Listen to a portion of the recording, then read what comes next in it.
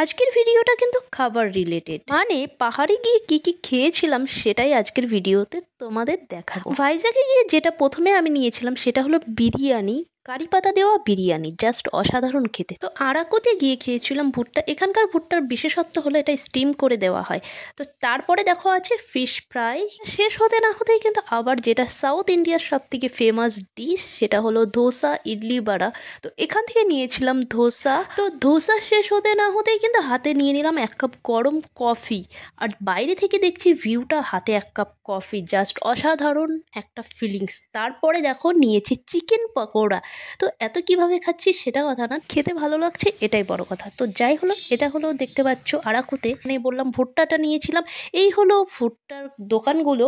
তো এখান থেকে নিয়েছিলাম স্টিম করা ভুট্টা। তারপর হোটেলে গিয়ে একটু ভাত খেয়ে এখান থেকে নিয়ে নিলাম একটা সোডা, ঠান্ডা ঠান্ডা একটা সোডা, কারণ এত কিছু খাওয়ার পর সোডা না খেলে তো হবেই না, সেই জন্য নিলাম একটা সোডা। তো সোডা খেতে খেতে এই ভিডিওটা এখানেই শেষ করছি। দেখা হচ্ছে অন্য কোনো ভিডিওতে। নতুন হলে অবশ্যই সাবস্ক্রাইব করে নিতে ভুলো না।